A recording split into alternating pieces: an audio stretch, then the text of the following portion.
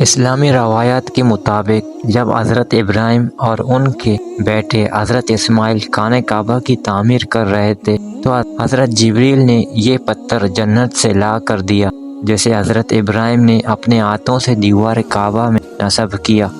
606 عیسوی میں جب رسول اللہ کی عمر 35 سال تھی، سیلاب نے کعبہ کی عمارت کو سخت نقصان پہنچایا اور قریش نے اس کی دوبارہ تعمیر کی۔ لیکن جب حجر اسود رکھنے کا مسئلہ آیا تو قبائل میں جھگڑا ہو گیا۔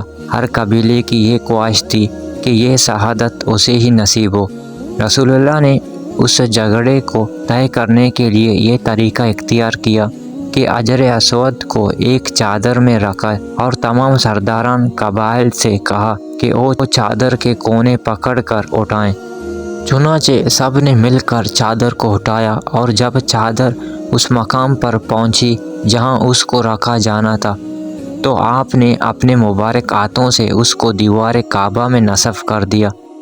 سب سے پہلے عبداللہ بن زبیر نے حجر اسود پر چاندی چڑھائی۔ 1268 میں سلطان عبدالحمید نے حجر اسود کو سونے میں مہر دیا۔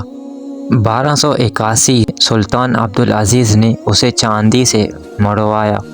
696 میں جب حضرت عبداللہ بن زبیر خانہ کعبہ پناہ گزین ہوئے تو حجاج بن یوسف کی فوج نے کعبہ پر منجنیقوں سے پتھر برسائے اور پھر آگ لگا دی، جس سے حجر اسود کے 3 ٹکڑے ہو گئے۔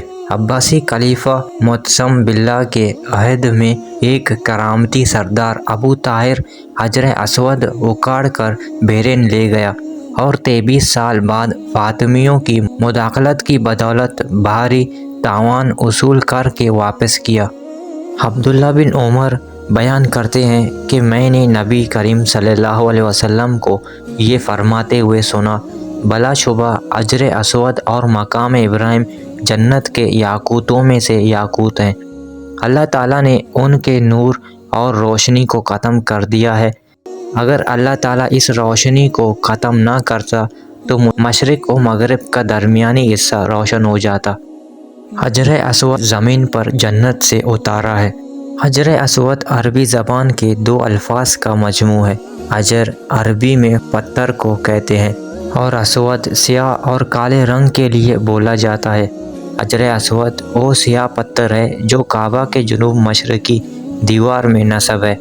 اس وقت یہ 3 بڑے مختلف شکلوں کے کہیں چھوٹے ٹکڑوں پر مشتمل ہے۔